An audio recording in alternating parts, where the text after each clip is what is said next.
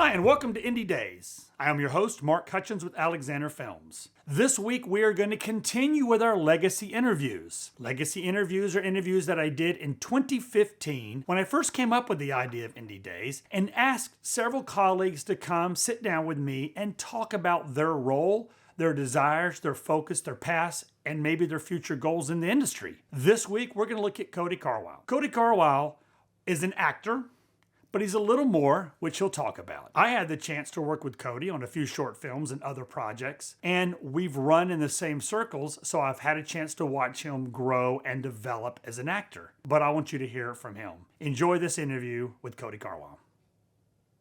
Hi, welcome back to another edition of IndieDaze. I'm your host, Marc Hutchins. This is a media tool for filmmakers by filmmakers. And today we have with us Cody Carwile. Cody, welcome. Thank you.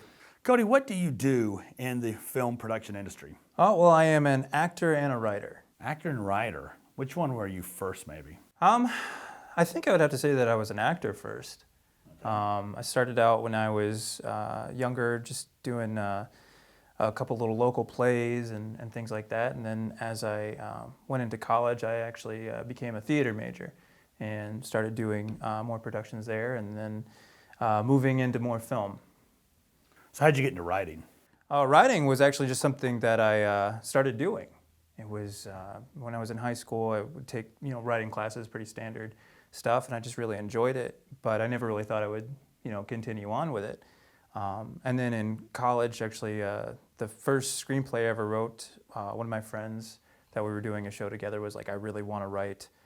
I really want to make a film. I want to do something. So I was like, all right, cool. I'll sit down and I'll come up with a story. And so I came up with a story, wrote I think 120-page screenplay just off reading other screenplays just for format and things like that. And since then, I've taken more classes, and I've written a couple plays, written a couple short films, commercials, movies, some TV show kind of things. Yeah. Is writing something you enjoy to do, or you feel like you just kind of do out of necessity? Oh, no, I absolutely love it. I don't really feel like I'm ever actually like a good oral storyteller, but when it comes to just kind of crafting a world or the characters or anything like that, that's something I really have enjoyed doing over the past couple years, ever since I started really. Nice. Yeah. Now, you mentioned you were in school, university? Yeah, I went to Liberty University. I was in their theater department. Okay, so your degree is in a theater degree? Yeah, theater it's major? a theater degree. So that's always fun to explain to other people. Now, did you stop at 4 years? Do you plan on to go back and do anything else with it? I have no immediate plans to go back into the academic setting.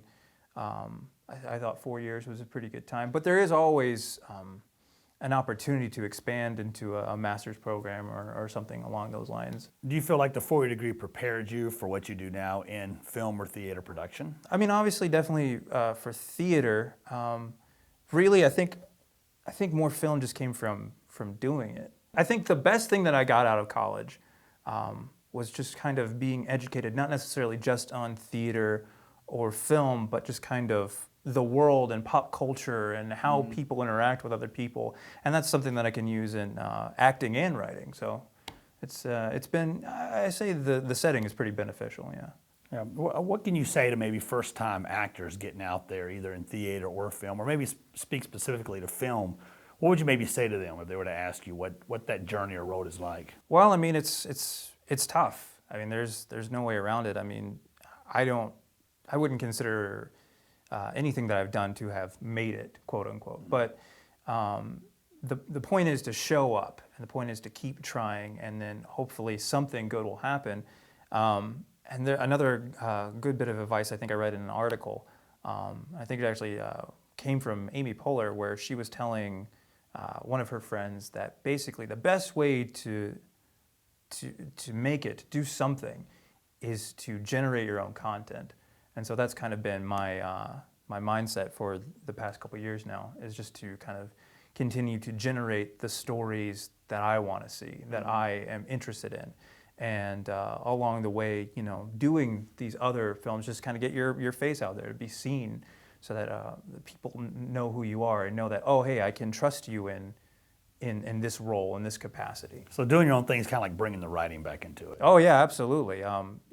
Anytime that you can you know, have control over how you're portrayed in film or theater or anything like that. That the more control you have, the hopefully the better it's going to turn out. Yeah, sure. And so definitely being more control of where the story is going to go and say, oh, I like this. Right. This is interesting to me, and if I think it's interesting, then hopefully other people will latch onto that as well. You have any regrets? I think one of my main regrets is just kind of not doing more. I want to do more. You know what I mean?